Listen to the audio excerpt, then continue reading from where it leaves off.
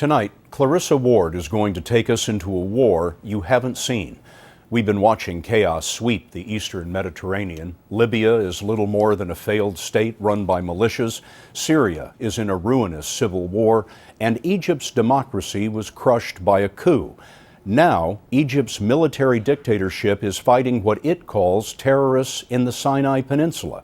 Rebels there want to establish a strict Islamic state. The battle has gone largely uncovered until now. This is what Egypt's war on terrorism looks like up close. These propaganda videos by Islamic extremists document one attack after another on Egyptian security forces. These are the people behind those attacks.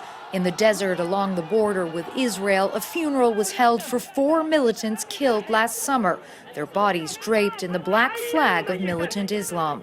The imam called for jihad against the Egyptian government and Jews and Christians across the world.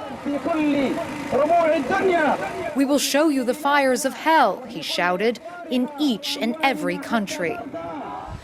Egypt's military has launched a major offensive in this remote and impoverished part of the country. Journalists are strictly prohibited from traveling into Sinai, so we went in undercover. We saw house upon house leveled, cars and tractors burned, evidence of a scorched earth policy by Egyptian forces. The owners of this destroyed home were too scared to appear on camera.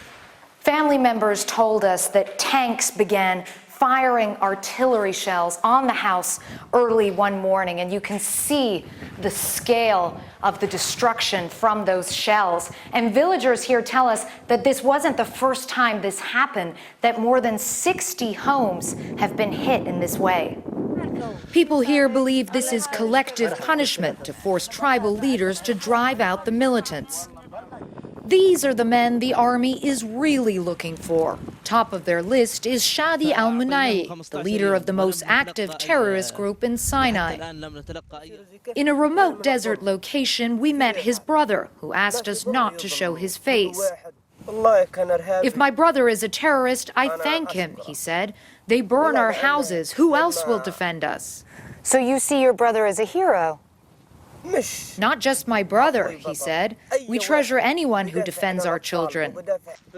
It's a view shared by many here. Frustrated by the army's harsh crackdown, sympathy for the extremists is on the rise. Does your brother's group have any relationship with Al-Qaeda? "Only God knows," he said. It is possible. It's that possibility that has Egypt's military taking such a hard line here. The question is whether that strategy is backfiring. Clarissa Ward, CBS News, Sinai, Egypt.